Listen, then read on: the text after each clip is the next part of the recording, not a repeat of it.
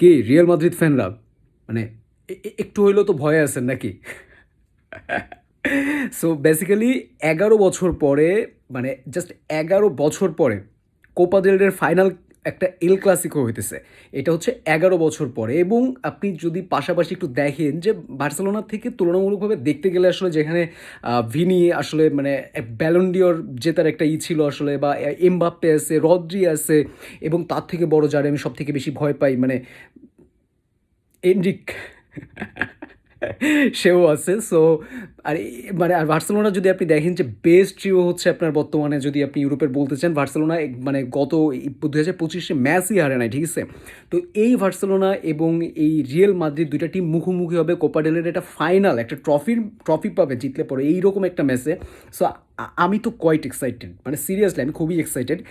তার থেকে মেইন কথা হচ্ছে আজকের যে ম্যাচটা, আজকের এই ম্যাচটা আসলে টার্নিং পয়েন্ট আমার যেটা মনে হয় লামিন ইয়ামাল এবং ফেরান টোরেস। যেটা আমার কাছে একটু শকিং মনে হয়েছে যে যেখানে লেভেনডস্কি ইনফর্ম একটা প্লেয়ার, সেখানে হান্সি ফ্লিক ঠিক কী চিন্তা করে, মানে ঠিক কোন চিন্তা ভাবনা করে আসলে যে হুট করে আমি দেখলাম যে মানে ইসে লেভেন্ডস্কিরে বেঞ্চ করে দিয়ে সেখানে আসলে মানে ফেরান টোরেসটা নামা হয়েছে। এটা এটা আমার কাছে একটু শকিং লাগছিল, বাট ফেরান টোরেস যে রানটা নিচ্ছে, যেইভাবে আসলে লামিনের সাথে কম্বিনেশন করে ওই গোলটা যে সে দিছে আসলে, এটা কিন্তু মানে সে আসলে মানে সে আসলে রেসপেক্ট এর দাবিদার ভাই। এটা সিরিয়াসলি বলতে গেলে রেসপেক্টের দাবিদার। আর যাদের কথা দুইটা প্লেয়ারের কথা শুনে না বললেই না, তারা হচ্ছে দুইজন পেদ্রি, মিডফিল্ড কন্ট্রোল করছে, এবং ফ্র্যাঙ্কি ডিয়ং। দুইজনেই কিন্তু মারাত্মক ভালো খেলছে এই ম্যাচটা বিশেষ করে। এবং বার্সেলোনার এখানে মানে মেইন আজকে যারা মানে খুবই খুবই ভালো খেলছে, তারা হচ্ছে আসলে বার্সেলোনার ডিফেন্স লাইন। এমনি নিয়াগো মার্টিনেজ ভালো খেলতেছিল, কোভার্সি সে তো আরও ভালো খেলতেছিল, বাট কিছু সময় এসে আসলে যে ক্যামিওটা দিছে মানে রোনালদো আরাউহো, এটা আমার জন্য একটু ভয় ছিল যে মাত্র একটা গোল দিয়ে আগে আসছে, সেখানে কি রোনালদো আরাউহোর নামানোটা ঠিক হবে কিনা। বাট রোনালদো আরাউহো কিন্তু মোটামুটি মানে তার পিক যে পারফরমেন্সটা ছিল ওইটা ব্যাক করতে পারে নাই, বাট যেটুকু করছে আমার মনে হয় যে পার্সোনালি সেও ভালো খেলছে। সো মোটামুটি ওভারঅল এই ছিল আসলে।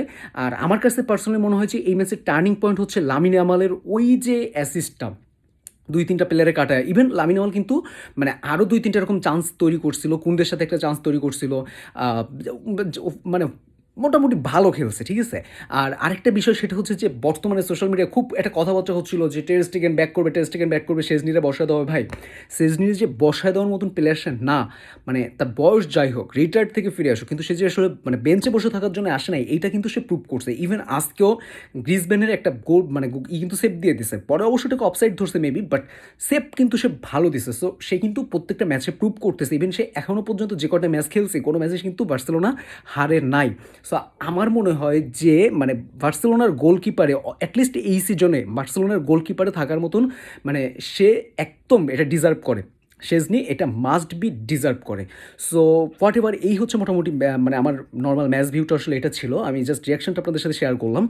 আর লেটসি বার্সেলোনার জন্য শুভকামনা। আমি নিজে বার্সেলোনা সাপোর্টার, সো বার্সেলোনার জন্য শুভকামনা। আশা করি বার্সেলোনা কোপা ডেল রেটা জিতবে। আর আপনার কি মনে হয় মানে কয়টা দিতে পারে? ৪টা, ৫টা, বা গোল খাইতেও তো পারে। জানান আপনার কি মনে হইতেছে, এটা অবশ্যই কমেন্টে জানান।